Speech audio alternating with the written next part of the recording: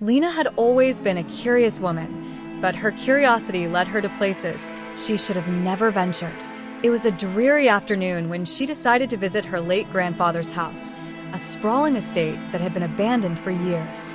The walls of the grand mansion whispered stories of the past, filled with memories both fond and unsettling. The town gossiped about the house being haunted, but Lena brushed those rumors aside. She had been tasked with cleaning the old house and deciding what to do with it.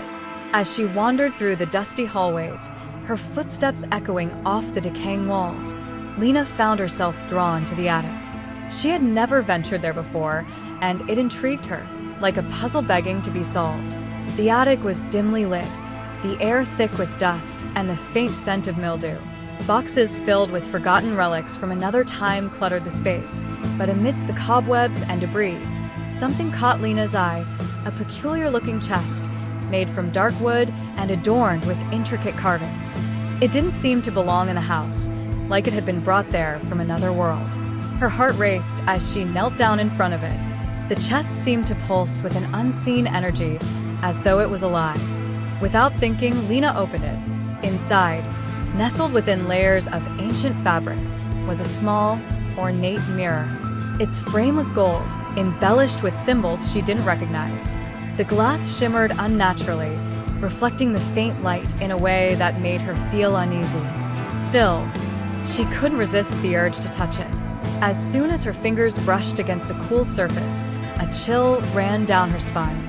She looked into the mirror, but the reflection wasn't right. It wasn't just her face staring back.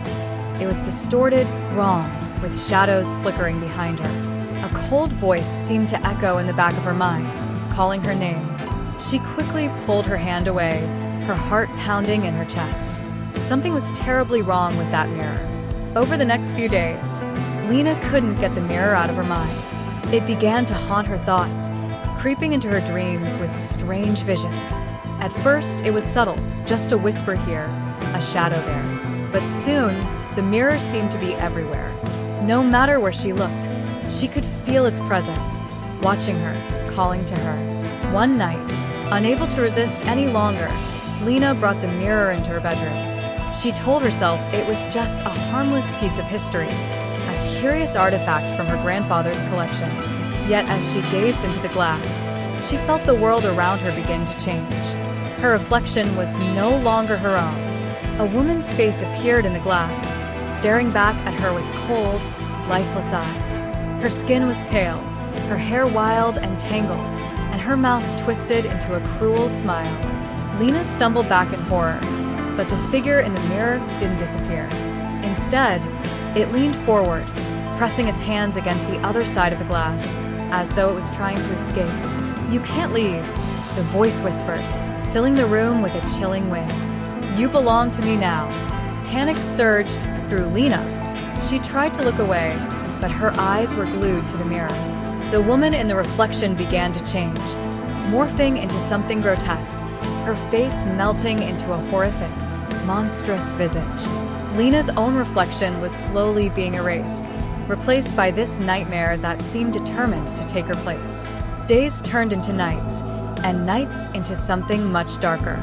Lena stopped leaving the house. She became a prisoner of the mirror, spending hours staring into it, unable to break free from its hypnotic pull.